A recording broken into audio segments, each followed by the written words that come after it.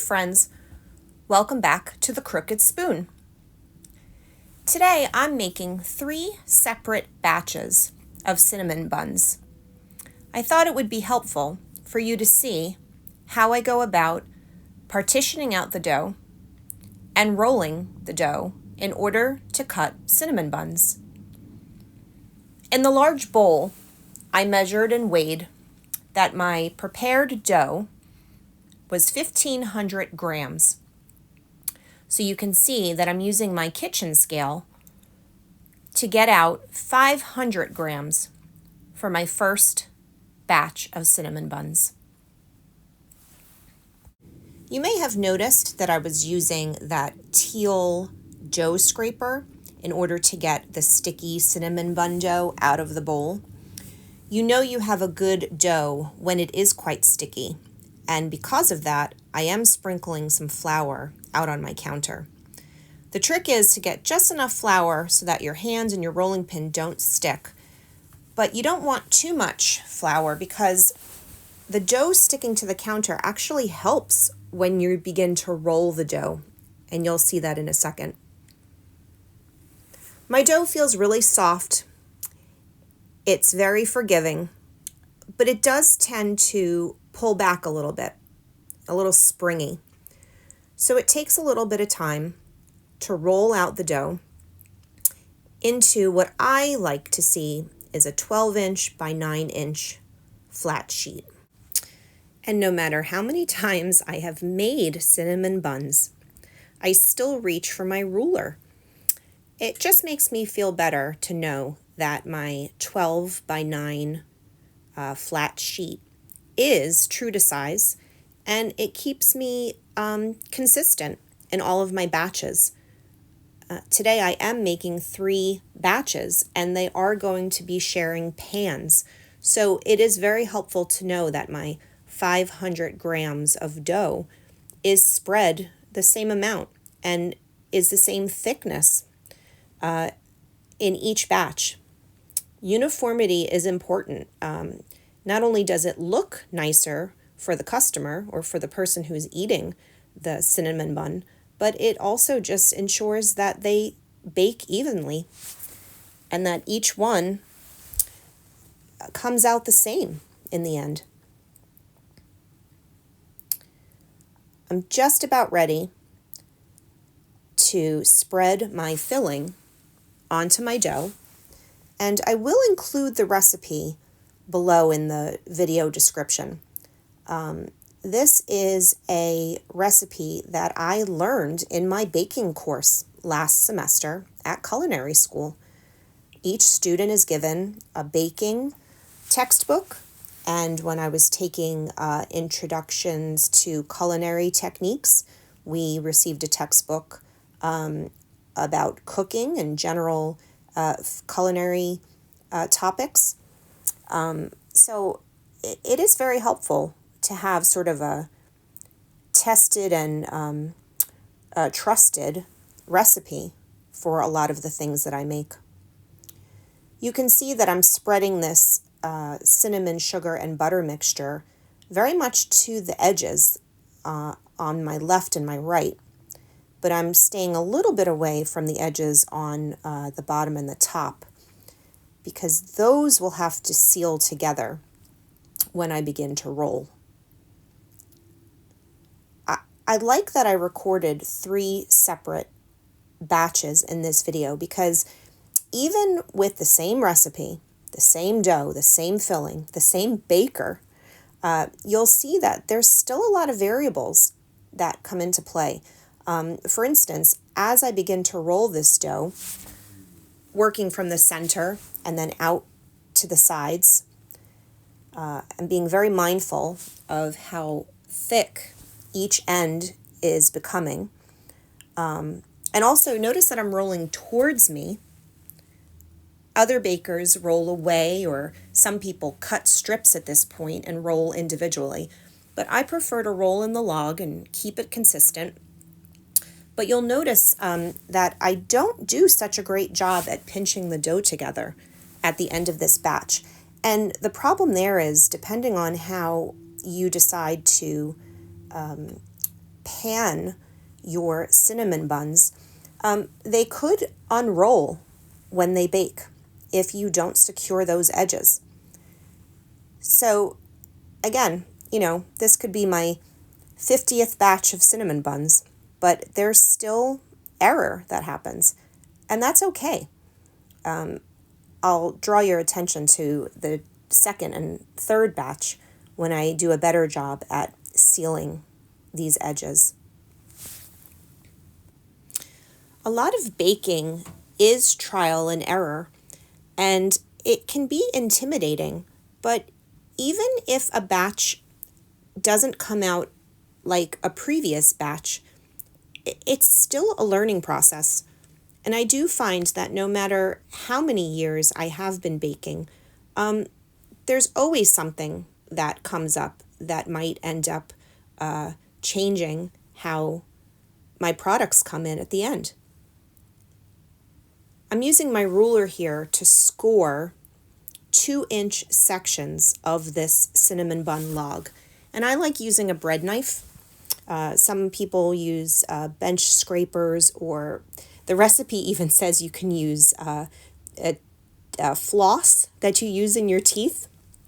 But I prefer using a bread knife, and I really don't apply a lot of pressure.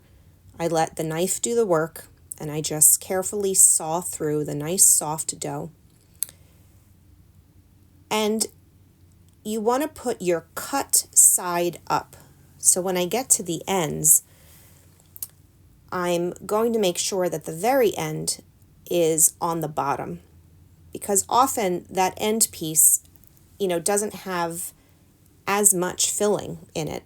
And you want the cut side, the top side, to be that nice pinwheel that we see.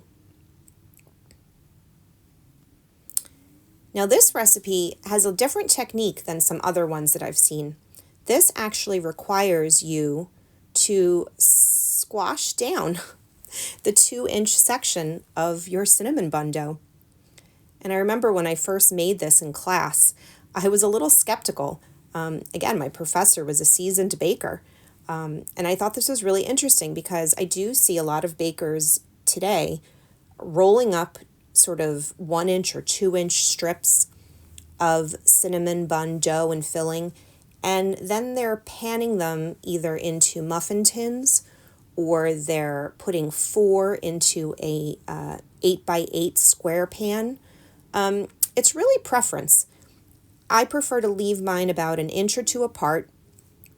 Don't forget, that dough has proofed, but those buns now have to rest and rise or proof for at least another 30 minutes. So I give them about 1 inch or 2 of space on the parchment paper in hopes that they will, if not completely touch once baked, get very close to touching.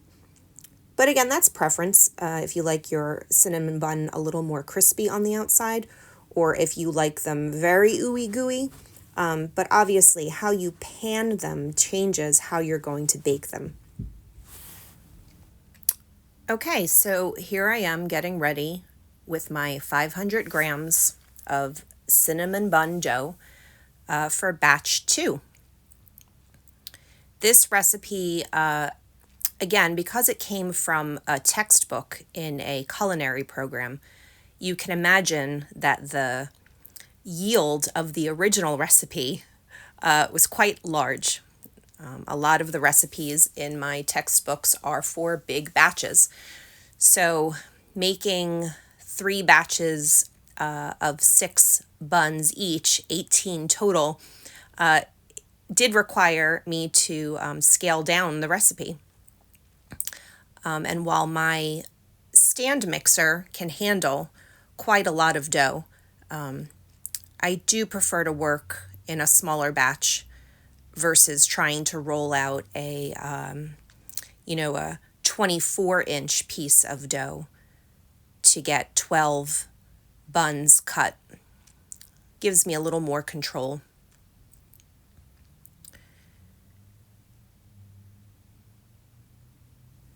I've seen recipes that have different types of fillings.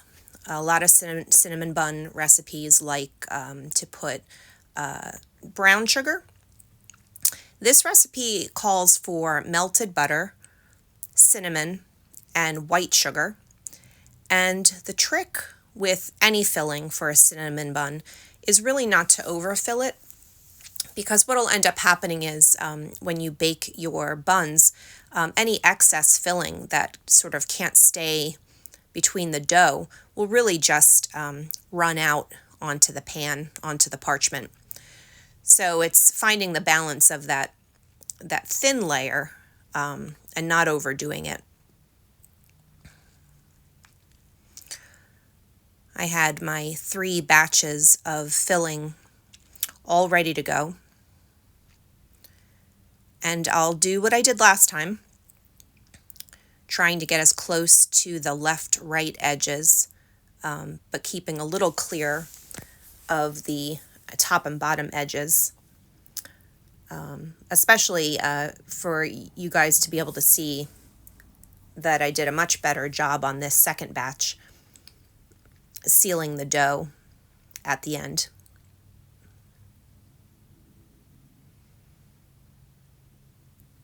While this is a traditional cinnamon bun, I do like to make other buns with different fillings, such as blueberry lemon, cherry, cinnamon apple. There's lots of different fillings that you could put in the same dough. It's essentially a sweet dough. And I've even seen a strawberry one. You could really have fun playing around with different fillings and different flavor profiles when it comes to buns.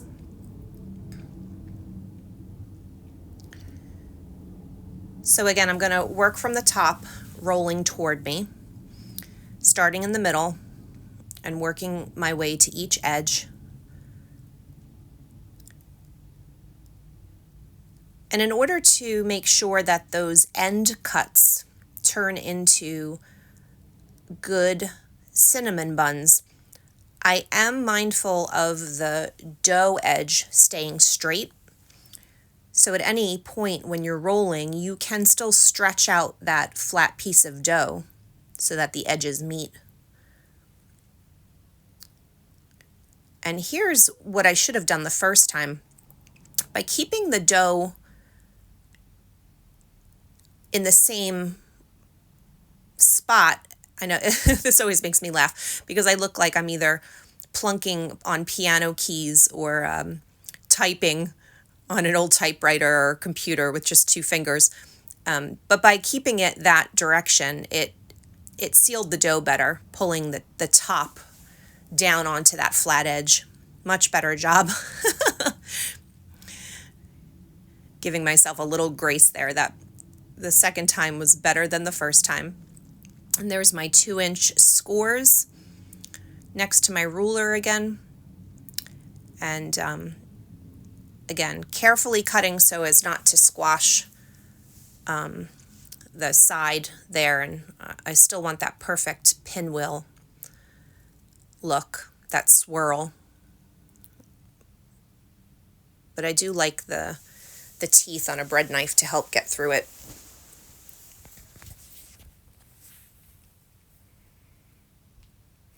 It's been interesting. Cinnamon buns have been a popular request from my customers this month. I always like to make my cinnamon buns and then include the icing on the side. This way a customer can warm up the cinnamon bun, preferably in a microwave so that it doesn't dry out, and then they can add their own amount of icing onto their cinnamon bun. Because I have a New Jersey cottage food operator permit, there are strict guidelines to what I can bake and sell. One of my future videos will go over that because from state to state, it truly varies. So for instance, in New Jersey, cream cheese is not allowed as an ingredient if you want to bake in your home kitchen and sell your product. So for cinnamon buns, my most preferred and favorite topping is a cream cheese frosting. Lots of home bakers get around that restriction by offering a simple glaze. Think of using powdered sugar and a little bit of milk, or powdered sugar and a little bit of water, and just to make that sort of sugary drizzle. But because I prefer the frosting, I had to send my homemade cream cheese frosting out for testing to a food safety lab, where they determine certain characteristics of the product, such as pH and moisture content. And a combination of these various characteristics will tell us whether or not the product is considered shelf stable. So fortunately, my cream cheese icing did pass a food safety lab test, and I am able to offer that to my customers, which has been really great because that cream cheese frosting truly adds to the overall taste and enjoyment of the cinnamon buns versus just a regular sugar drizzle. It's been a really interesting process applying for my state's cottage food operator permit. And because each state has their own rules regarding either restricted items or even income limits, how much you can make by having your own home bakery, it can be a little intimidating. And I've been very grateful to be part of certain Facebook communities and groups of home bakers who have helped me through the process, and who then I can turn and help the next person. So I do intend to have a video all about the application process. And it really is a good public service announcement as well, in a way, to be mindful of who you are buying baked goods from in your area. These permits are in place for a reason, to protect the customer.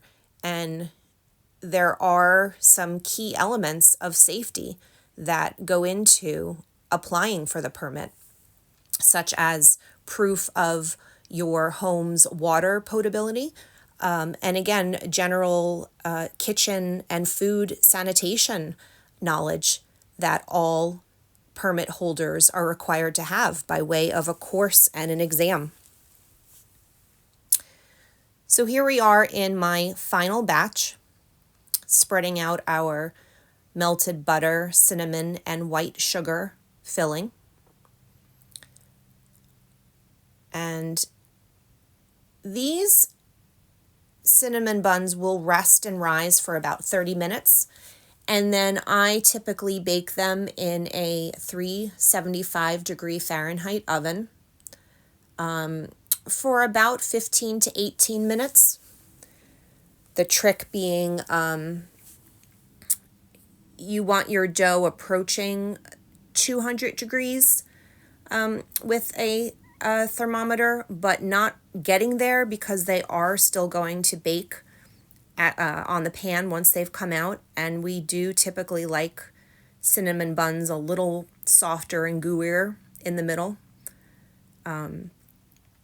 If you were to put them in a 8x8 pan or a 9x13 pan and have them rise and proof to their touching, you would probably want to lower your temperature to 350, and then you would probably want to bake them for upwards of 25 minutes.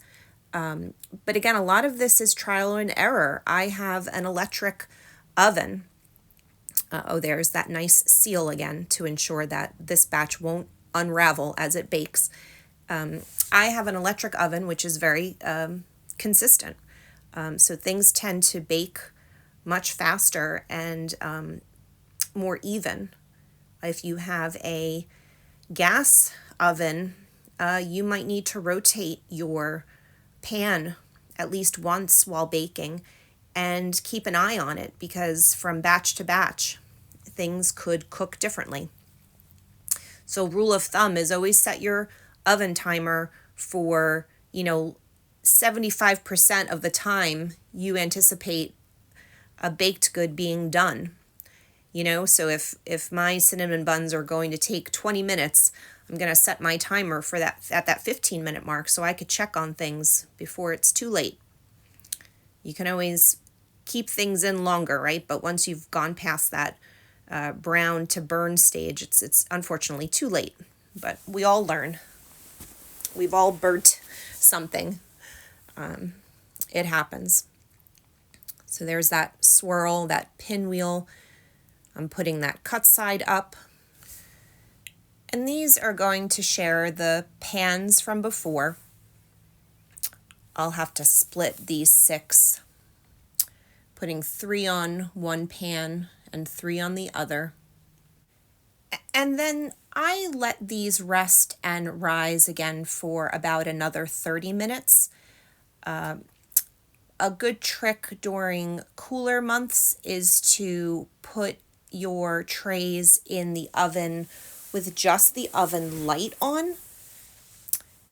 This provides just enough warmth to encourage your dough to rise a little faster than it would sitting out on a counter, in a cooler kitchen. Well, this has been a lot of fun for me. I do hope you've learned a lot as you've followed along with the crooked spoon as I made 3 batches of cinnamon buns. And I do hope you check out my quick little video of how they turned out. See you soon.